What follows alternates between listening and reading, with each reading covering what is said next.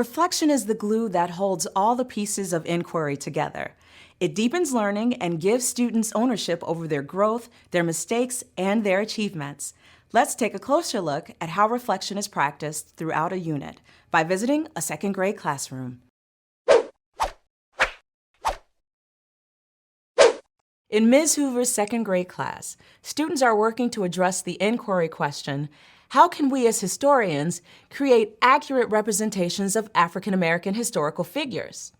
They'll research an important African American figure, create a traditional biography, write and rehearse a first-person script, and present a living history performance for a public audience. As students are researching their biographies, they are continually reflecting.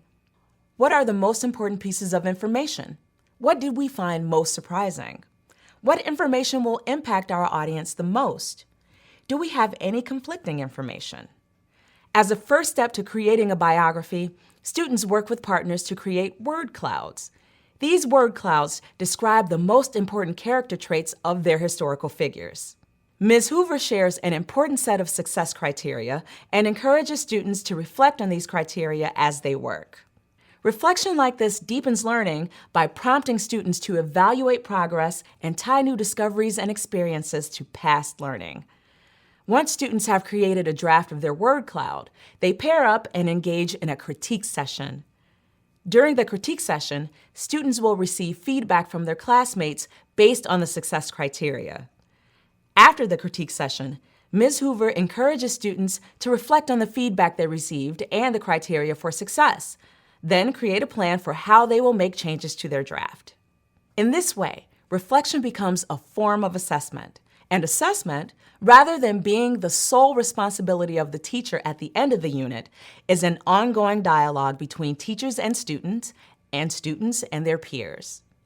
With reflection like this, growth becomes internalized rather than always external, and students take ownership of their work and achievement throughout the learning process. One more type of reflection to consider, your own. As a teacher, consider the reflective practices you use to process your own work, and then model these practices for your students. At the end of the unit, Ms. Hoover will give all students the opportunity to reflect on their work, their performance as team members, and their most impactful learning. In Ms. Hoover's class, reflection is everywhere, helping students course correct, refocus, and improve work, integrating assessment into the inquiry process, connecting new learning with previous experiences, and providing insights into future challenges and opportunities.